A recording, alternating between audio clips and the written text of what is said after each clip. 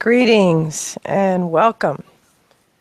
I'm Mary Beth at the Law of Attraction Club, on the web at theloaclub.com. On these hangouts, we collaborate with our friends Tara. This hangout is the summary of our theme for the week and continues with our Q&A on our member conference call. You can get invites to our open calls, which we offer about once a month, and our free letting go process by going to theloaclub.com. I believe next week, August 13th, is an open call, so you might want to check that out. Go to theloaclub.com.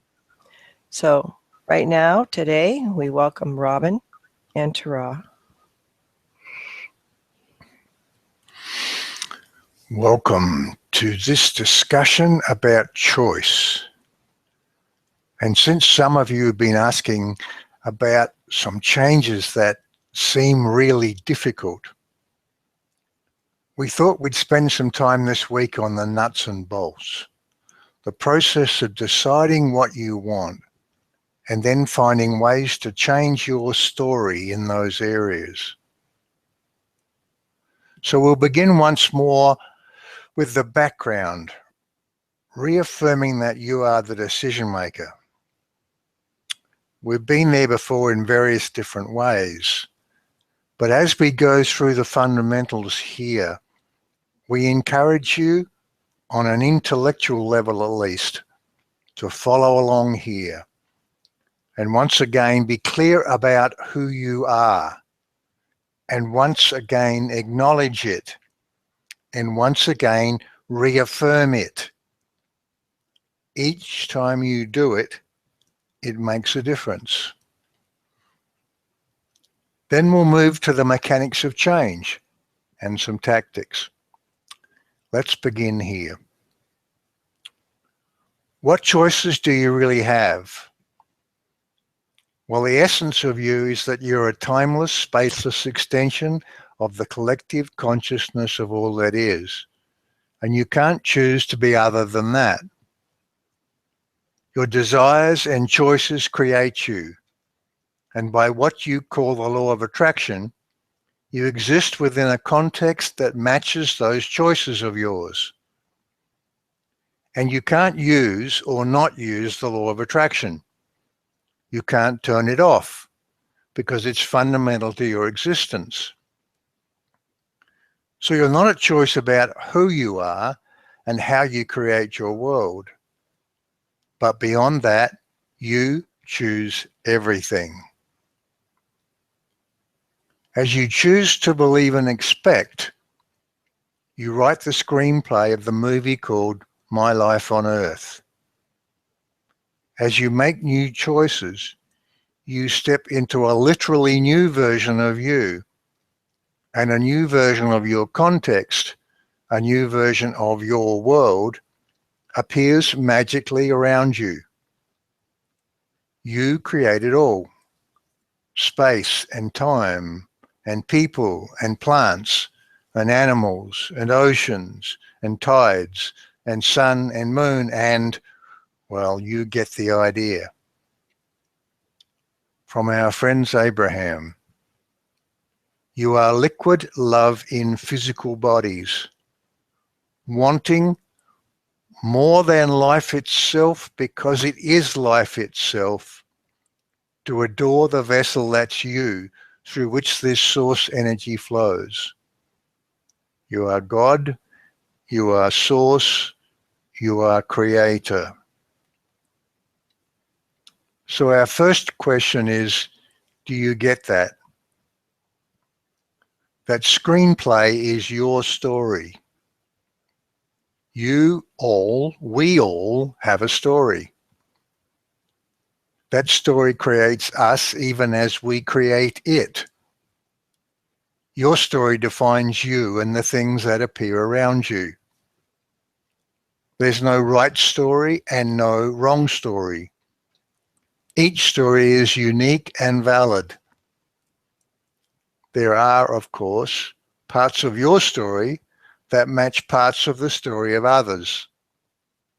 Those are the intersection points where you merge briefly and then separate.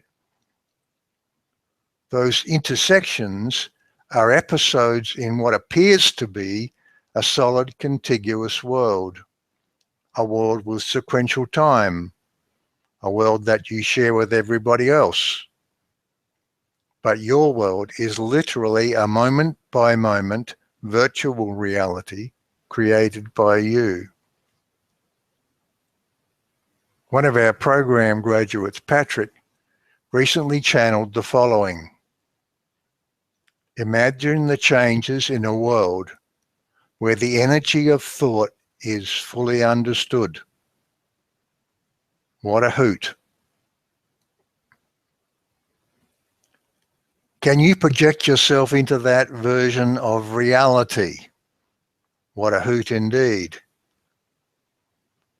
Is it possible for you, the thinking conscious you that's here and now engaged in this discussion and hearing these words, to fully understand the energy of thought? We say, yes, indeed it is. Of course it is. There is nothing you cannot be, do, or have. And here's the value of it. It puts you in the know. It gives you the answer to all of life's questions. And from that foundational place, there are no limits. From that place, you can step in any direction you want to go. The biggest decision you ever made, you could say the first decision you ever made, was the shape of your consciousness. It's the only significant difference between you and us. We are all of us extensions of the collective consciousness of all that is, none more exalted or holy or divine than any other. It's just that the shape you have chosen is a thinking entity that's narrowly focused to one thing at a time, and a much more powerful subconscious that you train to handle all the details. This particular shape is not absolute or permanent. It's just a different perspective you've chosen for now. And it's landed you in this magnificent space-time virtual reality of yours and the experiences you are now having.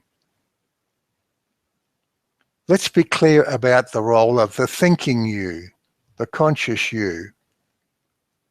It's made every original choice you ever made, the ones that are now stored away in what we loosely call your subconscious, and mostly never thought of again. It makes all the new choices you ever make. So when do you make those new choices? Every time your subconscious decides you need to, and kicks the decision-making upstairs, so to speak. And whenever you consciously decide you want to. Right now, choose to stop breathing for 1 second. Until we said that, you weren't conscious of your breathing. Then you made a new decision, consciously moved that boundary aside and acted upon it. That subconscious component of you stores your tapestry of expectations, that lifetime of choices you've made about what to believe. It makes 99.99% of your decisions. You've delegated and delegated and trained it to only infrequently involve the conscious you. It handles the second-by-second deluge of information from your senses and discards most of that as irrelevant. It handles 99.99% of your actions. It talks you, it walks you, it breathes you, it reacts you. Without it, you couldn't function. It maintains, second by second, the physical you and the world around you. It maintains the very shape of your consciousness. So just for a moment here, acknowledge how fundamental that superconscious store is to everything in your world. If you're wondering what's back in that tapestry of yours, look around you. That's what's in there. If we spent a decade or so asking you questions about every aspect of you and your life, you could tell us the whole story. After all, it was you who made those decisions and stored them. But it's not necessary or practical to revisit all of that. Just the pieces that are no longer serving you. And you can change them. When you change the tapestry, you change everything. So what's in your story? If it feels good to you, if it answers your questions, if it is for you a joyous space to explore as your life's context, then we say you have chosen a good story. But by the very nature of who you are, there will always be some parts of it that are more in line with your desires and fun to be in, and some parts that are less so and not serving you. There are belief choices you made, like you're stuck with an aging physical apparatus and you're going to get old and die. Like you're in a shared one world and you have to deal with all those other people and survive. Like you have to face reality, possibly the worst advice ever given. And so the list goes on and on. We want to tell you a story about your track record. One of our community was recently talking of a small group meeting she'd been trying to organise. She was out in front with this one, better prepared than she'd ever been, and feeling really good about it. The first date was all organised, and then it fell apart. Then the second one failed because of a big storm. Her reaction was, how could I possibly be creating this? Then she talked about trying to organise the venue of a third time, and was imagining all the difficulties of doing it. We said, what if up? How about imagining all the things that could go right? Within 24 hours, everything fell into place. We spoke again and congratulated her. She said, yes, it's great. Of course, with my track record, who knows? With my track record. Think about those words. What do they tell us about what she had back there in her belief systems, in her tapestry of expectations? It's easy to see perhaps what's going on here when you're examining this externally and after the event.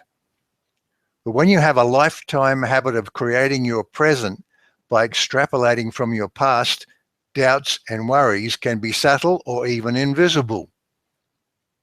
If for you, there's this one big thing you want to change and it's proving difficult, one thing we can say for sure is that you're carrying around something like, of course, with my track record, who knows? You're sustaining a habit of belief that no longer serves you.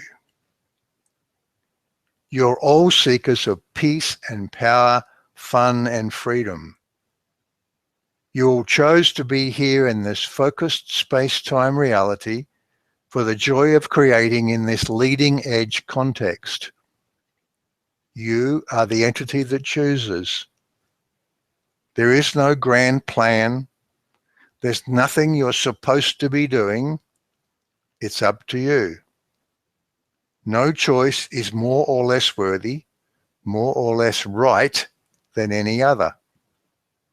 There's only what feels good and what does not.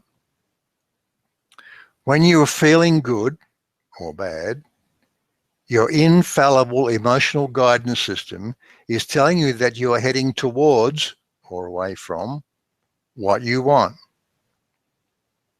Nothing, therefore, can possibly be more important than feeling good. So let's get down now to the mechanics of change. And as we do, just remember that all of these suggestions are aimed at one thing only: changing your subconscious habits of thought. Some of these suggestions are very conscious and deliberate. Some are subtle and yet powerful. Ask yourself as we go through these, which of these am I using? Which of these could I use? Here's what's important as a mindset going into this. This is your life. Commit to change it. Nothing is or can be more important. Know that each small action makes a difference. Know who you are. Appreciate who you are. Acknowledge who you are. Be aware of how you feel. Make new choices. Use letting go. Let go of old stories, of your track record. Settle for nothing less than feeling good. Remember the prefix to life. In this world that I am creating, ... Remember the suffix to life, ... because I can change any of it and I am now choosing this. Use the bucket process. Use the about face process. Maybe start with some simple things about which you have less resistance. Practice, practice, practice. Making a big change is an act of will. It's your will that counts. Every time you choose a new thought, it makes a difference. Then there's the more subtle inner work, and here's where we take a leaf out of Deepak Chopra's book. Meditation is a tool you can use. We say choose to use it. In Deepak's words, the more often you dive into the silent mind, the deeper your intentions will be coming from when you're not meditating. We agree wholeheartedly. This is the real value of meditation. Apart from being fun to relax into enormous peace and connection, the very act of meditating challenges reality. There's power in challenging reality. And this is another great way to do just that. It's a profound place. It helps you loosen your grip on the artifacts of your world. And it thereby strengthens your connection to who you are. And here's a fun thing to do that we tried yesterday in our graduate conference call. As we said above, all of these suggestions are aimed at one thing only: changing your subconscious habits of thought. And yesterday, in a guided visualization, we suggested talking directly to your subconscious. In the middle of a lot of fun and laughter, here was Joanne doing just that. Who I am is the creator of galaxies. And my subconscious was like, no. And I'm like, yeah. And you too. We create galaxies. So there's another technique you can use. Talk to your subconscious just like that. Bring it along in this journey with you. Make it an ally for change rather than a preserver of status quo. Imagine the changes in a world where the energy of thought is fully understood. What a hoot. Can you imagine that world? Think about it. What's your subconscious saying about that world? Is it saying no? Can you see that when you step into that version of the world, you'll discover that you've brought everybody along with you? Or to be more literal about it, you've stepped into a world where you intersect with new versions of everything. So make yourself a promise right here and now that you will set aside the time to do these things. Take whatever processes work for you. Find the ones that feel good to you. Build them into the fabric of your life. Let them become a part of who you are. Remember, you choose everything. You're the sole author of the screenplay of that movie called Your Life on Earth. Make new choices. Step into a literally new version of you and a new version of your context, a new version of your world will appear magically around you. Do not let reality fool you. You're creating it all. Space and time and people and plants and animals and oceans and tides and everything. We wish you happy new choices. And if you're still having a few blockages, come back here and check in with us. As always, we're here to support you and answer your questions.